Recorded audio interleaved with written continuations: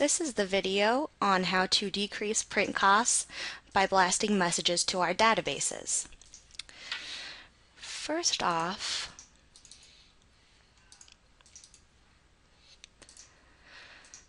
there is a few different ways we can create databases for our congregation.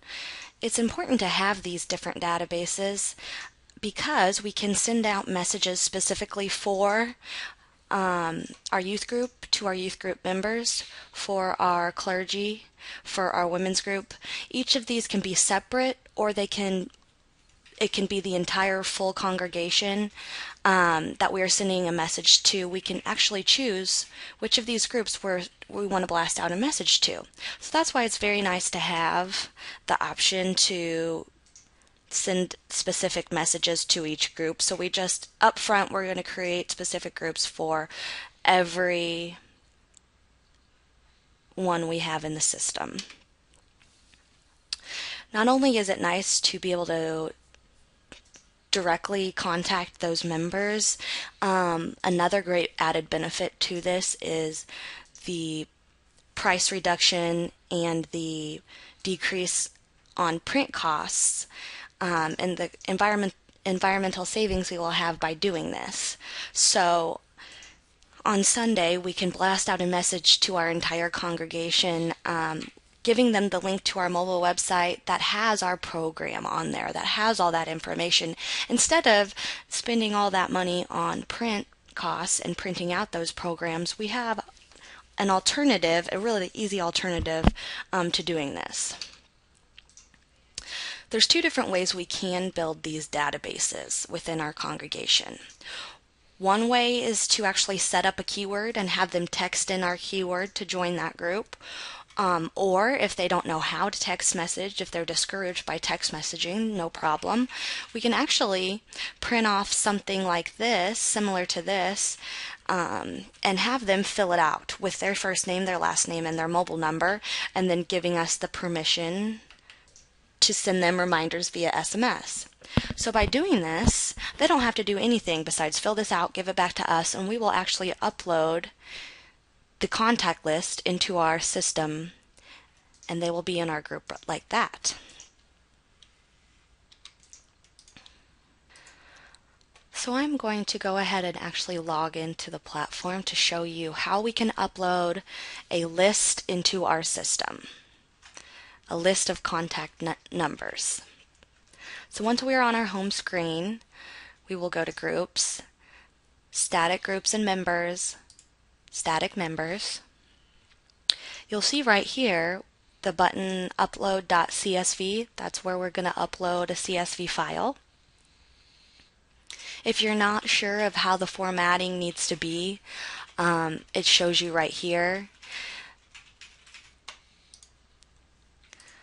So this is the format that our names and mobile numbers, the information that we want to upload into our system, needs to be from an Excel spreadsheet. So for example, the spreadsheet's going to look similar to this with the mobile numbers first, last name, and then first name. All we need to do, if it's in an Excel spreadsheet, is save as a CSV file. So you can see right here, if we save it to our computer as a CSV, press OK and yes, then it will be formatted correctly to upload properly into our system. So going back, we're going to browse for that file that I just saved to my desktop.